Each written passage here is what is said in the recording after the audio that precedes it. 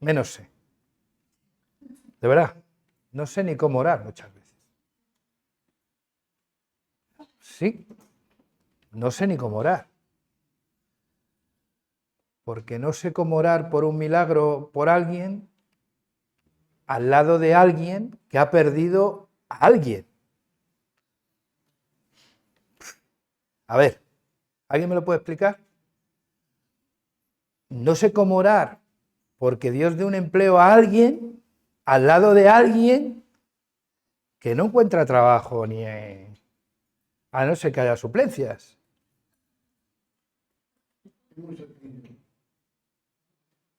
Decir que sea su voluntad. Eso sí, ¿ves? Sí, es que esa es la oración. La oración no tiene como fin que Dios haga lo que yo deseo, lo que yo quiero, porque lo que yo deseo y lo que yo quiero, primero está pervertido por mi naturaleza caída. Y segundo, o por mis miedos, o por muchas cosas. Y segundo es porque yo creo que la oración está diseñada no para usar a Dios en aquello que yo reclamo, o necesito, o creo que necesito, sino para alinear mi voluntad a su voluntad. Es decir, yo cuando veo a Jesús orando en el Getsemaní, diciendo, oye, Padre, pasa de mí esta hora. Lo veo tan humano, lo veo tan como yo, que a mí me gusta que todo sea más fácil, chico. Claro que sí. Y que bueno, y lo veo tan humano a Jesús ahí, pero lo veo tan divino cuando dice, mas no se haga mi voluntad, sino la tuya. Porque generalmente nosotros no damos ese paso en nuestra oración. Somos capaces de, Señor, pedimos todo lo que queremos pedir, bum, bum, bum, bum, y nombramos, hacemos la declaración mágica en el nombre de Jesús, y con eso ya creemos que ya está todo hecho, no hay más. Pero yo creo... No hace falta que le pidamos. Él concede las peticiones de nosotros. Amén. Y Él sabe de lo que tenemos necesidad. Sin embargo, Él quiere que oremos porque quiere escuchar de nuestros labios ese paso. Mas no se haga mi voluntad, sino la tuya. ¿Cuál sería nuestra voluntad? Pues hombre, que cuando yo digo A, Jesús diga amén. O Dios diga amén. Aunque ese A atienda mi necesidad y genere un problema en otro sitio. Pero bueno, pero es mía. Ya nos gustaría a todos, pero es que es tan complejo, oye. Yo cada vez, os lo digo en serio, primero, cada vez me doy cuenta que necesito más acudir a la Biblia como el libro de la sabiduría para el vivir. No para predicar, sino para vivir. Porque cada vez que empiezo a abordar un tema, la tengo a Ali, ¿verdad? Mira, Ali, pero te has dado cuenta... Pero vamos a ver, que llevabas 40 años en esto. ¿Cómo que? Pues es verdad, es que estoy como un chiquillo con la Biblia. Es que parece que la he descubierto ahora.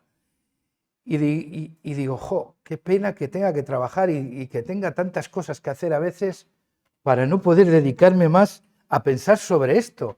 Porque hay cosas en la Biblia que yo las daba, yo decía que eran así, y bueno, y yo no sé en qué me basa para que sean así, porque me lo contaron así. Ah, vale, pues muy bien, pero es que es así realmente. Yo sé que no es fácil. En la Biblia dice, siempre encontraremos nuevos tesoros.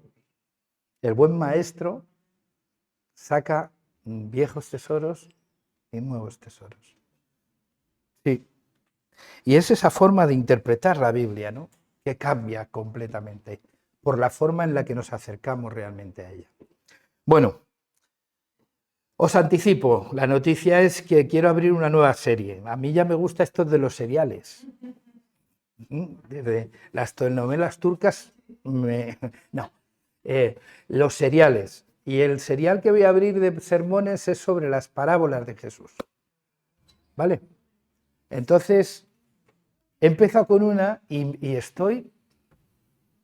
No creo que nos dé tiempo a... No, porque el problema es ese, que cuando te entusiasma te excedes. Y a veces yo me lo apunto no, para seguir un guión con el fin de no ser cansino, pero ¿qué va? Es que al final es... Entonces, voy a tratar de ceñirme al guión. Cuando hablamos de las parábolas, yo entraba a definir, a buscar su definición desde la RAE, y la definición es la siguiente: es la narración de un suceso fingido del que se deduce por comparación o semejanza una verdad importante o una enseñanza moral. Eso es una parábola. Una narración de un suceso que no es que esté aconteciendo, es fingido, del que se deduce por comparación o semejanza una verdad importante o una enseñanza moral. El diccionario bíblico ilustrado de Villesquine, de la editorial CLIE, dice: unos definen las parábolas como uno de los métodos del arte de la oratoria para ilustrar una verdad moral o religiosa mediante una comparación extraída de la vida corriente. Eso es una parábola. No existen límites estrictos entre la parábola, la similitud y la metáfora, aunque sí es cierto que una metáfora y una similitud son más breves o pueden llegar a ser más breves que una parábola. Generalmente son más breves que una parábola. ¿Pensáis que la enseñanza por el método de la parábola era algo que inventó Jesús? ¿O ya se usaba esa técnica, ese arte de oratoria anteriormente? Se usaba antes. Uno va al Antiguo Testamento y hay dos, hay más parábolas. Hay dos que nos pueden sonar más. Una se encuentra en el libro de los Jueces, en el capítulo 9, versículos del 8 al 20. Es la parábola de cómo la comunidad de los árboles busca rey entre los árboles.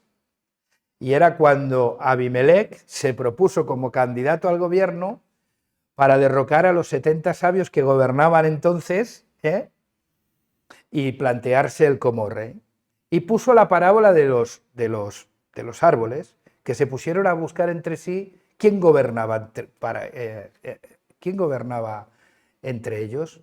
Y el olivo, al que le propusieron, rápido dijo: oye, yo esta parábola, sí, yo se la recomiendo a los políticos, de verdad, para que bajen el nivel, se relajen un poquito.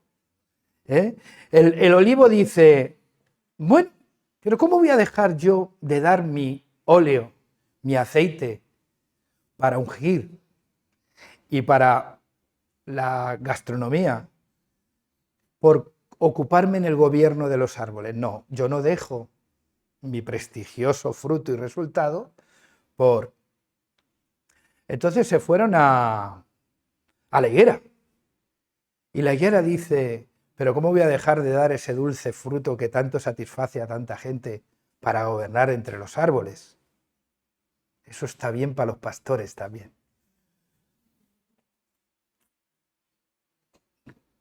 Pues no lo dejo.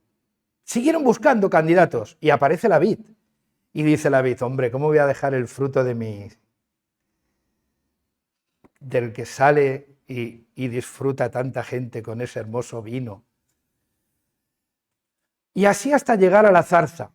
Generalmente no nos gobiernan los mejores.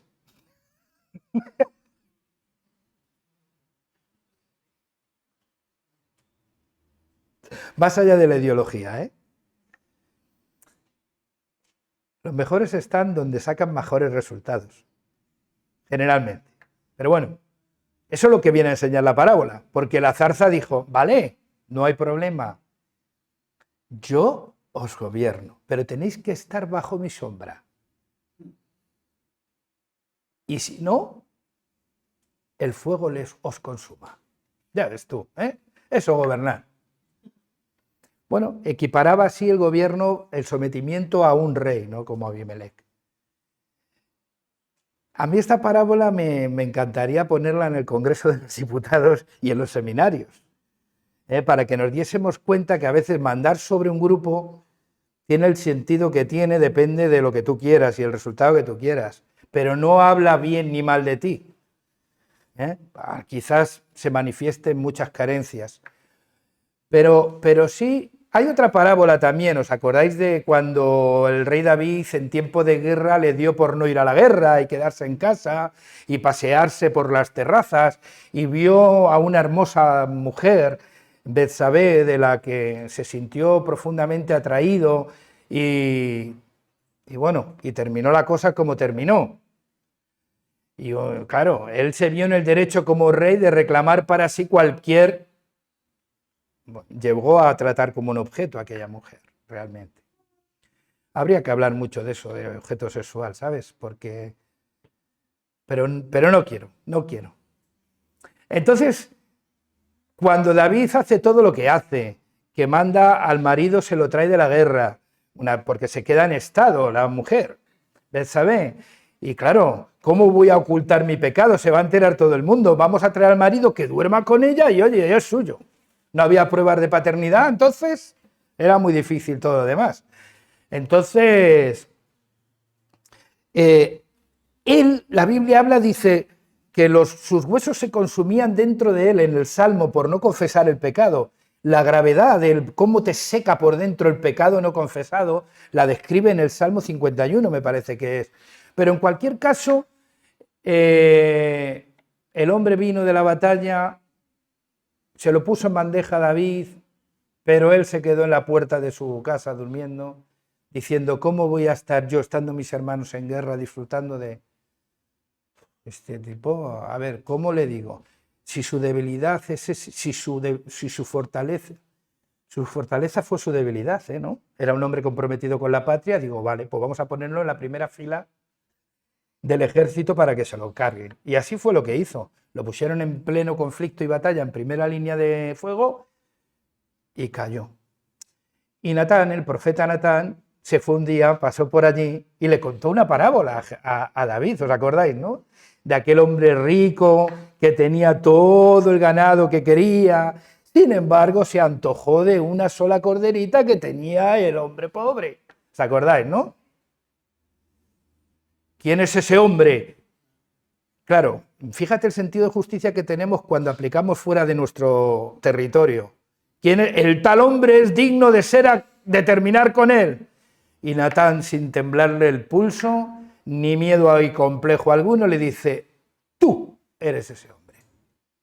Acordaros, luego hubo arrepentimiento, en fin, todo lo que ya sabemos. Con lo cual, os cuento esto no para predicaros, que al final termino predicando, no tanto de esa parábola, sino de que, para que veáis que el uso de parábolas no es algo que se descubre en el Nuevo Testamento, sino que también forma parte del Antiguo Testamento. Esto era un método, un arte, según el diccionario bíblico de la oratoria, que ilustraba verdades espirituales o morales, comparándola con cosas de la vida, ¿no? Extrayendo esas verdades de una comparación con algún acontecimiento de la vida corriente.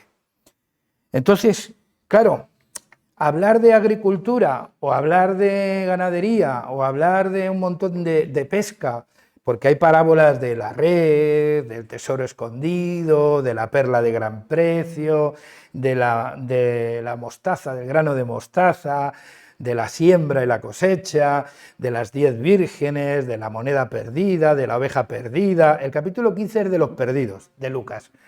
Entonces son parábolas distintas del deber de perdonar, o sea, eran cosas que tenían que ver con la vida cotidiana, ¿eh? Y Jesús extraía de ahí verdades fundamentales acerca de Dios y acerca del reino de Dios, ¿no?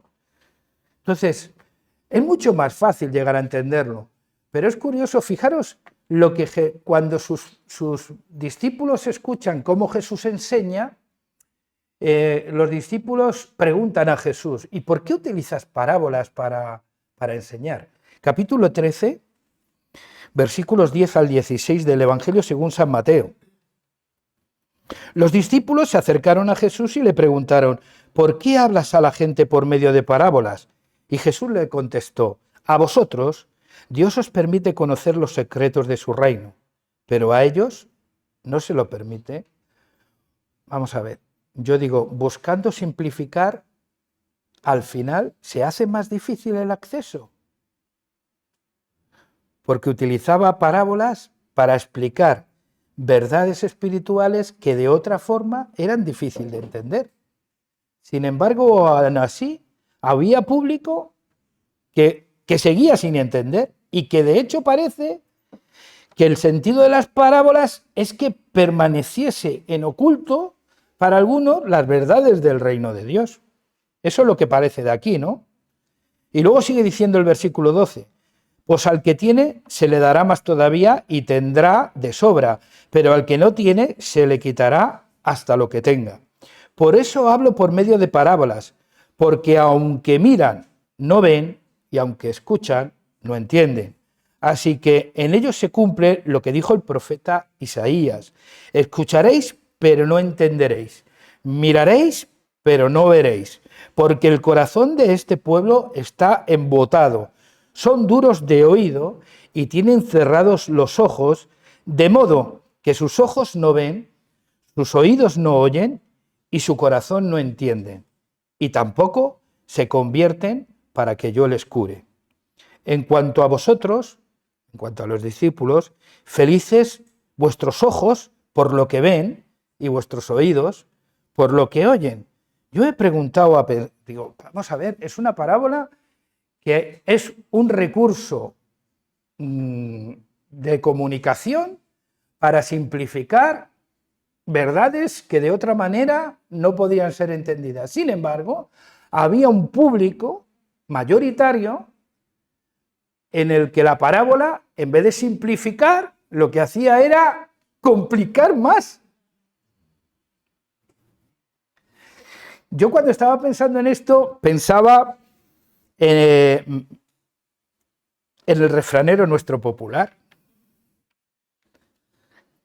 Hoy, estos versículos los resumiríamos de esta manera. No hay mayor ciego que aquel que no quiere ver, ni mayor sordo que aquel que no quiere escuchar. Es así. Había un público que tenía un prejuicio sobre la persona de Cristo. Y sin escucharle, ya tenían una idea de él. Y a esos no les iba a convencer las parábolas. Les iba a endurecer más. Les iba a endurecer más. Y es que eso es así. Eso es lo que pasa con esto. ¿Y qué verdad puedo extraer yo de esto? Yo puedo extraer que puedes contar la mayor historia y la mejor historia del mundo, pero saber contar la mejor historia del mundo también es muy importante. La forma en la que cuentas, en la que narras tu historia, en la que narras el Evangelio, la forma en la que comunicamos el Evangelio, es sumamente importante, es sumamente importante. ¿El Evangelio es importante? ¿Sí o no? Sí. Para la gente es importante porque es el camino de salvación. Es el camino a reconciliarnos con Dios. El camino de nuestra redención, de nuestra liberación del pecado. Pero si en nuestra forma de comunicarlo fallamos, puede ser que tengamos una gran historia que no sabemos contar. Y el significado al final es que el resultado final es que hay mucha gente que en vez de salvarse, se endurece. No sé si es vuestra experiencia, de gente a la que le has contado acerca del Evangelio que te han predicado, y lo primero que, el primer recurso cuando se presenta el Evangelio es hacerle sentir mal a la otra persona. Muchas veces queremos hacerle sentirse pecador. Y como queremos hacerle sentir malo, nos esforzamos en ello, ¿eh? Y a veces una buena noticia, que es el Evangelio, la convertimos en la peor noticia, porque le hacemos sentir fatal al otro, como si no supiera. ¿Es que acaso el otro no sabe realmente? Yo creo que la gente sabe hasta qué punto está perdida. Lo que pasa que el Dios que presentamos muchas veces es alguien a quien no quieren conocer.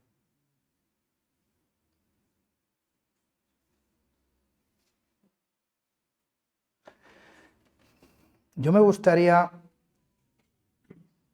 tengo ahora la tentación de seguir con la primera parábola que os quiero plantear, que es la de la oveja perdida, con la que he aprendido un montón, o pararme en esta verdad para no mezclar, para que nos llevemos una idea clara.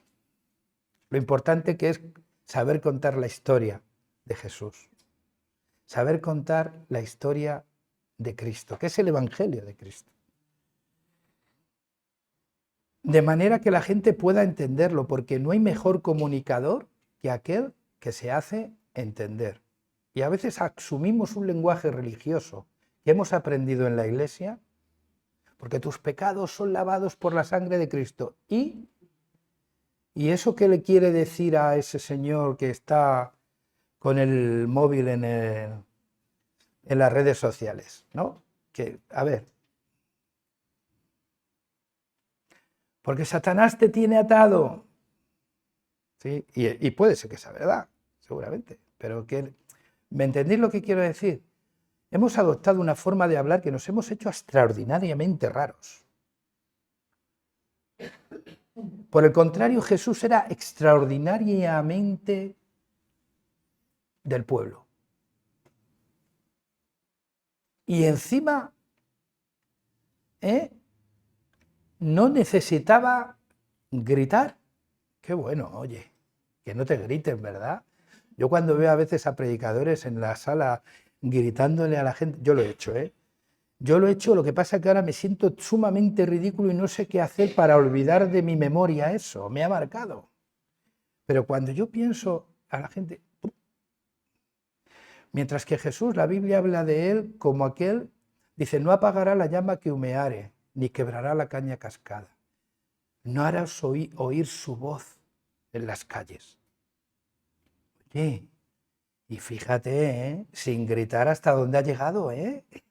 Es que parece que si no gritamos no se entera nadie. No, perdón, que no tiene que ver con eso. Que no es eso, ni es la unción, que no tiene que ver con eso. Jesús se hacía entender. Bienaventurado Padre, te doy gracias, Padre, decía en la oración en Mateo 11, porque estas cosas de sabios y entendidos se las has revelado ¿a quién? O sea que las cosas del reino no son tan complejas como los adultos las hacemos, ¿no? Son mucho más simples.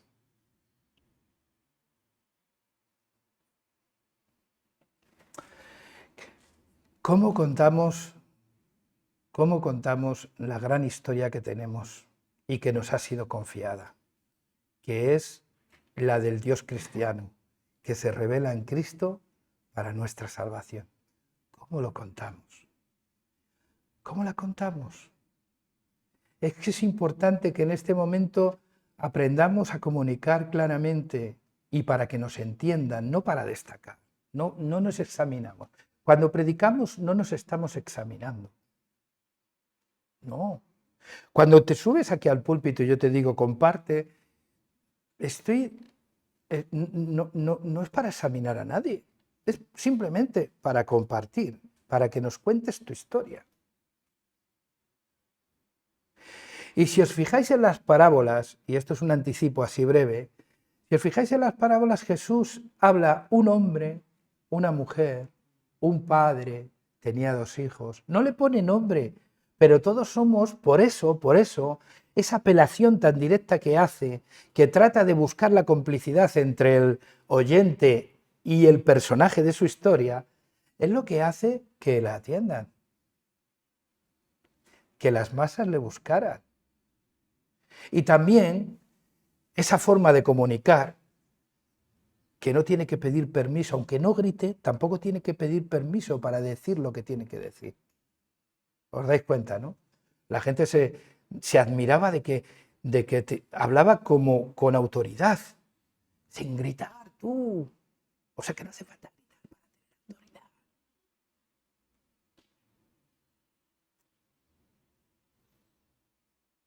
Porque hablaba como quien tiene autoridad. Y acordaros de aquellos soldados, cada vez voy a tratar de hablar más bajo. Acordaros de aquellos soldados que vinieron a prenderle y que se fueron sin arrestarle, y con el informe que a los escribas fariseos y a la cúpula religiosa de Israel diciéndole, es que jamás hemos oído a un hombre hablar así. Claro, tú te lees las parábolas y los mensajes de Jesús y eran como me hablaba mi abuelo, como la gente mayor habla a sus nietos contándole la historia de lo que han vivido y enseñándoles principios, algunos de ellos morales, y que tienen que ver con valores, de cómo lo han vivido, y que cuando tú eras pequeño, ¿cómo te quedabas delante del abuelo que te contaba la historia? ¿Y por qué ahora nadie nos quiere escuchar? Hay razones también de que la gente está distraída en muchas cosas. Pero Jesús hablaba de aquello que la gente tenía necesidad. Yo quiero animaros a que revisemos, y como vamos a estar hablando de las parábolas, vamos a aprender también ese arte de la comunicación en Jesús, en cómo Él hablaba, por qué decía lo que decía, por qué hacía apelaciones como la que hacía. Yo cuando he leído la parábola de la oveja perdida con tranquilidad en Mateo y Lucas, me he dado cuenta de cosas que jamás había visto. Empecé con 16 años en la iglesia, tengo 57 y voy para 58, soy un chaval, pero han pasado años. Han pasado 40 años y a los 40 años me doy cuenta de cosas. Quiero decir, nunca es tarde para aprender. Nunca es tarde para aprender cuando tienes un corazón de discípulo. Y seguramente que pasará el tiempo y seguiré viendo cosas que no he visto. Porque cuando tú te acercas a las palabras de Dios como el aprendiz, como ese que quiere aprender y no para reforzar tu teoría, o para reforzar tu idea, o para reforzar tu juicio de valor sobre las personas y las cosas. Entonces, aprenderemos a comunicar eso. Entonces, ¿qué tiene de importancia para mí el uso de la parábola? ¿Qué me enseña las parábolas? Primero, tenemos que saber que hay gente que por sus prejuicios no van a escuchar. Se lo puedes simplificar, pero si rechazan Por eso decía que teniendo oídos no oyen, teniendo ojos no ven, y su corazón no entiende, y lo que cuando les hablo, en vez de arrepentirse, se endurece. ¿Qué tipo de personas eran esas? Habitualmente, así, por encima, ¿quiénes eran? Los más doctos de un maestro de la religión judía. ¿Qué esperabas de que hablase? De religión. Y los más doctos de la religión eran los que habían adoptado una forma de liturgia, de rito, de ceremonias, de religión, que escuchar a Jesús hablar de cosas tan simples como el sembrador que salió a sembrar, hacía que lo rechazaran, se endurecían más contra Jesús. Porque los verdaderos, los que tienen la verdad, los teólogos, hablan de otra manera.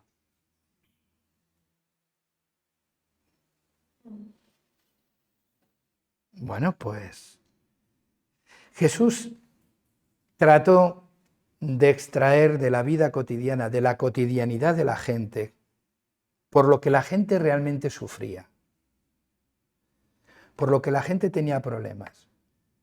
La parábola de la oveja perdida, ese pastor que va por montes, que va a buscarla, que va para arriba y que no para hasta encontrarla, tiene su sentido en un asalariado. Y en un propietario también. Y siempre el propietario va a ir más lejos que el asalariado, lo aprenderemos.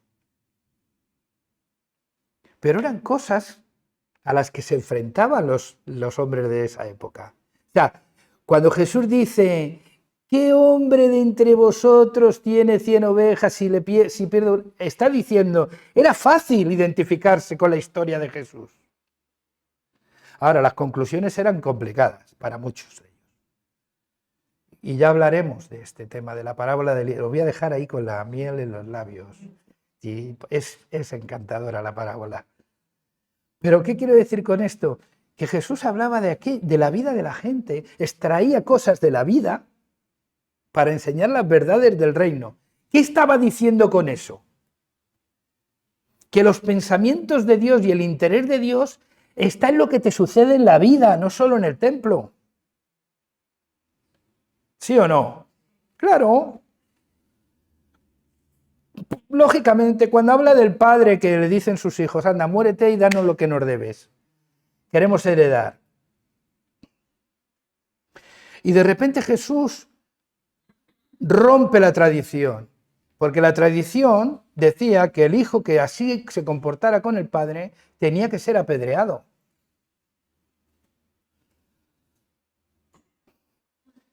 Y por eso entendéis, ¿no?, la dureza del hermano mayor cuando lo recibe a celebrar una fiesta. Pero es curioso, ¿no?, porque Jesús habla de cosas con las que la gente se puede identificar. Es importante que aprendamos a vivir en cristiano para comunicar a nuestros semejantes la buena noticia del Evangelio desde su realidad y desde su necesidad. Y no desde nuestra necesidad urgente de que tenemos que... Claro, nosotros tenemos la urgencia, nos han enseñado, hay que predicar el Evangelio para que la gente no vaya al infierno. Para estos que evangelizan por esa razón, ¿cuánto me gustaría que no hubiese infierno? De verdad. Serían como el hermano mayor, allí todos de fiestuki y ellos fuera. Pero si ese no venía a la iglesia. Si ese... Uy, yo me lo pasaría bomba viéndole sufrir. Porque hacen sufrir a la gente. Porque cuando alguien se siente perdido, hay que tratar de encontrarle y volverle a casa. No decirle, púdrete y piérdete en el infierno. Quiero con esto deciros que es muy importante la historia que tenemos que contar y que es muy importante cómo la contamos. Si no somos capaces de conectar nuestra buena noticia con la necesidad y la realidad de la gente, no nos entenderán ni nos querrán escuchar. Yo tengo una frase, así que cada vez que hemos hablado de evangelización la digo, ¿por qué tiene que escucharme aquellas personas por las que no muestro ningún interés por lo que les pasa en la vida?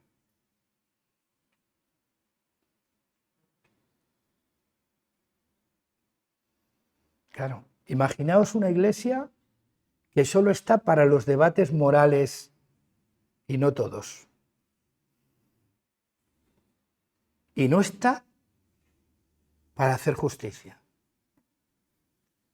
Que hacer justicia no es ser justiciero, que según la Biblia hacer justicia es reivindicar al más débil, al más pobre, al más menesteroso. Según el Evangelio, claro. Esa es la lógica del Evangelio. Así que ¿Qué aprendo yo cuando veo esto? Pues yo aprendo de que tengo... Había un predicador, creo que es Charles Spurgeon, el que decía, o no sé, ya no sé, que con una mano leía la Biblia y en una mano tenía la Biblia y en otra el periódico, ¿no? Era una manera de conectar el mensaje de Dios con lo que está pasando en el mundo. Al final es eso lo que se trata, pero no para juzgar al mundo, sino para que el mundo sea salvo por medio de Cristo, que para eso vino Cristo realmente. Con lo cual, el verdadero mensaje que va a ser siempre bien acogido y bien recibido es aquel que tiene la capacidad de empatizar, es decir, de hablar el Evangelio desde la realidad y la necesidad del otro, no desde mi superioridad moral. Eso lo lleva fatal la gente, ¿eh? Cuando tú dices que tú tienes la verdad y lo que él cree es mentira, ¿cómo se pone? Pero, sinceramente, entre nosotros se está grabando, pero no pasa nada. ¿Pero no creéis que es un acto de soberbia supina decir que tú tienes la verdad? Porque cuando has descubierto a Cristo que es la verdad, no es que tú tengas la verdad, es que Cristo te tiene a ti. Que parece que es lo mismo, pero no es lo mismo. Podemos confundirnos. Y podemos asociar que todo lo que nosotros decimos es lo que Dios dice. Y eso ya es horrible, manipulador y peligroso. Por tanto, la comunicación, para que no haya rechazo, tiene que partir de su realidad, que es algo que pueda entender, y algo que tenga que ver con su necesidad, y no con la tuya. Porque a veces actuamos más por nuestras urgencias por ese sentirnos bien, porque estamos haciendo aquello que supuestamente Dios quiere que hagamos, que es predicar el Evangelio. Nos importa un pimiento que el que se lo estamos predicando acaba de perder un ser querido y necesita más escucharnos, que le escuchemos que escucharnos. Nos importa. No, señores, el mensaje no viene determinado por la necesidad del que lo comunica, sino del que va a escucharlo, ¿eh? Y siempre poniéndonos a su altura. Ese es el principio de la encarnación. Jesús, siendo Dios, se hizo hombre y hablaba como Dios. Es impresionante. Y tenía en cuenta, porque fue tentado en todo, las tentaciones que puede experimentar el ser humano. Y tenía en cuenta las necesidades, porque él sabe lo que es migrar por necesidad económica, porque él sabía también lo que era no ser considerado en la familia, vivir como un extranjero. Cualquier cosa que forme parte de la compleja experiencia humana, Jesús la vivió. Fue tentado en todo, pero no sucumbió al pecado. Un igual, no superioridad moral, conectando con su realidad y partiendo de su necesidad y no de la nuestra. Yo creo que esa es la mejor manera de comunicar el Evangelio. Aún así, están aquellos que ya han determinado que ellos son mejor que Dios. Da igual cómo se lo pintes, da igual lo que les digas, da igual lo que les cuentes, no quieren escuchar la historia, se quieren escuchar a sí mismos. Son como los fariseos que oraban consigo mismos, les gustaba escucharse y se repetían las cosas para escucharse a sí mismos. Da igual lo que les quieras decir. Pero hay cantidad de gente que necesita escuchar el Evangelio. Y para eso nosotros tenemos que aprender a ser un igual, a conectar con su realidad y a partir de su necesidad. Y desde ahí comunicarles el Evangelio. Y sin prisas, ¿eh? Quiero decir, claro, nosotros tenemos prisa porque si no responde nos vamos a otro. ¿No? Hay tanta gente a la que salvar y nos creemos que es que toda depende de nosotros. Semejante, pero habrás visto la arrogancia que tenemos. No. El pastor se fue a buscar a la oveja hasta encontrarla. Punto. Y dejó a 99. Eso nos enseña algo, ¿verdad? Que los números no son los determinantes. Hay que encontrar al perdido.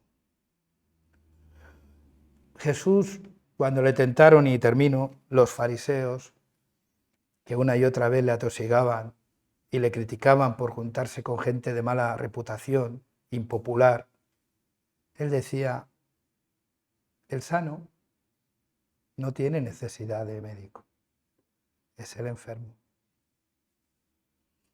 Y cuando alguien se cree suficientemente sano, suficientemente bueno, suficientemente justo, suficientemente perfecto, que lo sabe todo, da igual lo que le cuentes. Da igual.